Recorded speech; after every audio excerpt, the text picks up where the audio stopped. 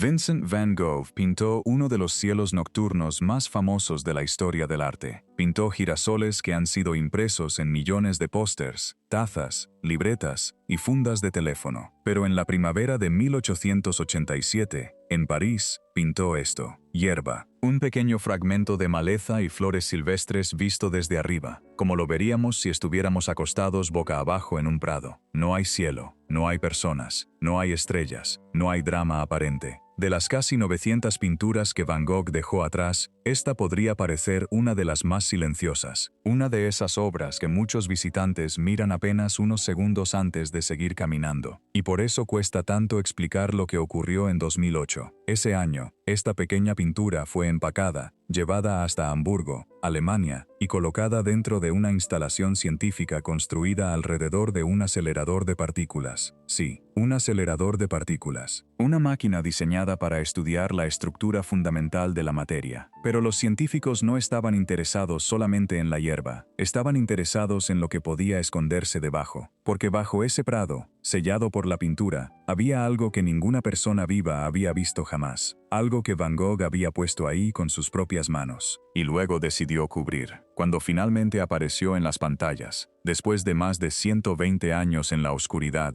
estaba mirándolos de frente. Pero para entender qué estaba enterrado bajo esta hierba, y por qué Van Gogh pudo haber decidido cubrirlo, tenemos que volver al invierno más frío y más oscuro de su vida. La obra se llama Parche de hierba. Van Gogh la pintó en París, en 1887, y hoy se conserva en el Museo Kröller-Müller, en los Países Bajos. Es una pintura pequeña, apenas unos 30 por 40 centímetros, casi del tamaño de una pantalla de computadora portátil. Probablemente la pintó en Asnières, una zona junto al Sena, en las afueras de París, donde salió a trabajar al aire libre durante aquella primavera. Y en la superficie, al menos, es exactamente lo que parece. Un ejercicio, un pintor enseñándose a sí mismo un nuevo lenguaje. Mira de cerca y verás que cada pincelada se convierte en aquello que representa. Esta pincelada es una hoja de hierba, esta otra, un tallo, esta, un pétalo, verdes, amarillos, azules, pequeños estallidos de flores rojas y blancas. La primavera descompuesta en toques individuales de color. Antes de seguir,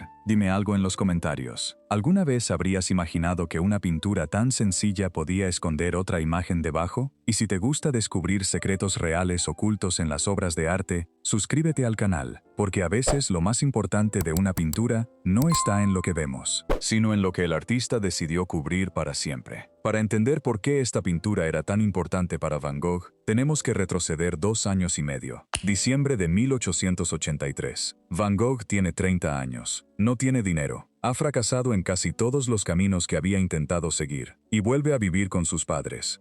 Su padre era pastor protestante en Nuenen, una pequeña aldea agrícola del sur de los Países Bajos, rodeada de barro, campos y vida campesina. Y allí, en medio de la dureza del pueblo, Vincent eligió su camino artístico. No quería pintar dioses, ni reyes, ni damas de la alta sociedad. Quería pintar campesinos, tejedores, trabajadores, personas marcadas por la tierra. En noviembre de 1884, le anunció a su hermano Theo un plan ambicioso. Iba a pintar 50 cabezas, 50 retratos de los agricultores y tejedores de Nuenen. Él llamó a ese proyecto sus «cabezas del pueblo», una expresión que había tomado en inglés de un periódico londinense. Y durante ese invierno, casi no hizo otra cosa. Un habitante tras otro se sentaba para él en cabañas oscuras, con ropa de trabajo, bajo una luz pobre. Y Van Gogh los pintaba exactamente como los veía, rudos, serios, poco idealizados, con los colores del barro, la sombra y la lámpara.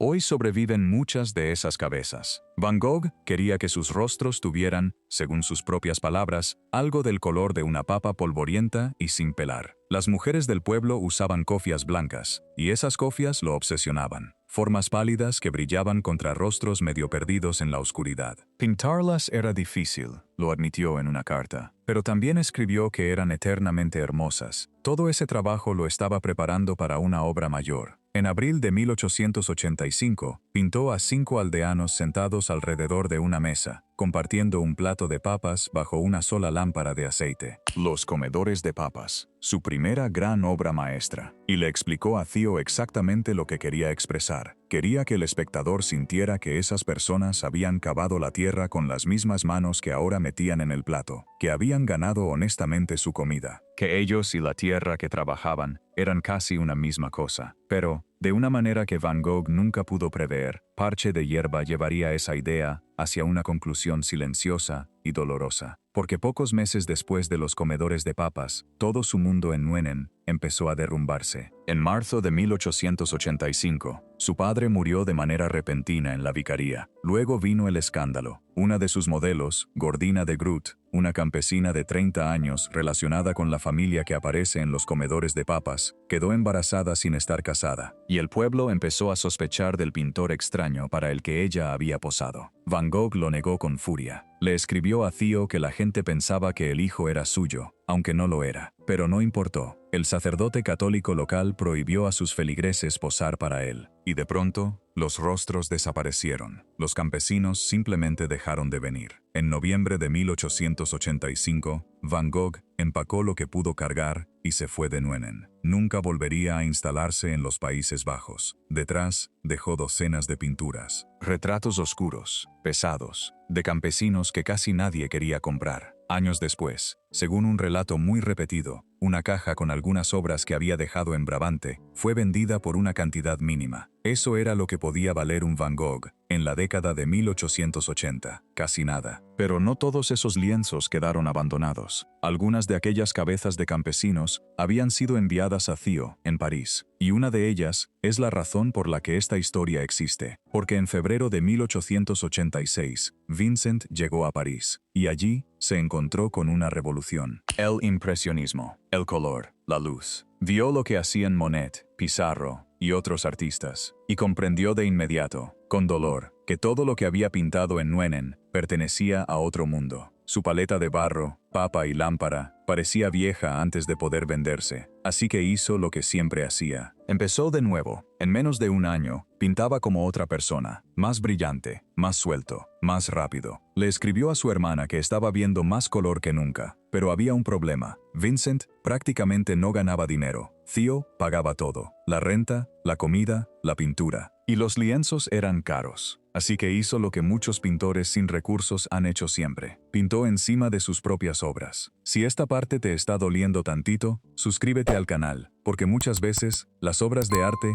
no esconden secretos por misterio, sino por necesidad. Y dime en los comentarios, ¿tú crees que Van Gogh cubrió esa cabeza porque quería olvidar Nuenen o porque simplemente necesitaba un lienzo para seguir pintando? Los historiadores creen que, en París, Van Gogh volvió a encontrarse con algunos de sus viejos lienzos de Nuenen y los miró con ojos nuevos, oscuros, anticuados, difíciles de vender. Ya no eran pinturas terminadas, eran material. Así que en la primavera de 1887, mientras practicaba su nueva técnica luminosa sobre un tema sencillo al aire libre, tomó uno de esos lienzos y encima de él, pincelada por pincelada, hoja por hoja, pintó hierba. Durante más de un siglo, esa fue toda la historia. Un pequeño estudio de Prado, una obra tranquila, colgada discretamente en un museo neerlandés, hasta que los conservadores la analizaron con rayos X. En aquella imagen gris y fantasmal, debajo de la hierba, apareció una forma, un óvalo irregular. Hombros, la silueta inconfundible de una cabeza humana. Pero una radiografía convencional solo podía revelar eso, que había algo debajo. No podía mostrar exactamente quién era ni cómo se veía, hasta que dos científicos decidieron aplicar una técnica mucho más avanzada al estudio de la pintura. Joris Dijk, de la Universidad Tecnológica de Delft, y Cohen Janssens, de la Universidad de Amberes, entendieron que la respuesta estaba en la química. Cada pigmento de una paleta del siglo XIX está construido a partir de elementos químicos específicos. El rojo bermellón contiene mercurio. El amarillo de Nápoles contiene antimonio. Si se podía mapear con precisión dónde estaba cada elemento dentro del lienzo, se podía reconstruir una especie de imagen escondida. Solo había una herramienta con la precisión necesaria para hacerlo: un sincrotrón, una instalación de acelerador de partículas. Así que, en 2008, Parche de Hierba viajó hasta las instalaciones DESY en Hamburgo. Allí, un haz de rayos X muy fino recorrió la superficie de la pintura durante 2 días. Cada elemento respondió con su propia firma química. El mercurio decía, aquí; el antimonio decía, aquí. Los investigadores combinaron esos mapas. Y entonces, desde debajo de la hierba, apareció una mujer, en color, marrones, rojos, un brillo amarillento y apagado en la piel. Una mujer del campo de Brabante, con la cabeza cubierta, los rasgos pesados y cansados, y una luz que caía sobre su rostro como la luz pobre de las cabañas de Nuenen. Era una de las cabezas del pueblo, una de aquellas figuras que Van Gogh había pintado durante el invierno más oscuro de su vida. No sabemos su nombre. De todos los campesinos que posaron para aquellas cabezas, Gordina de Groot es uno de los pocos nombres que la historia conserva con claridad,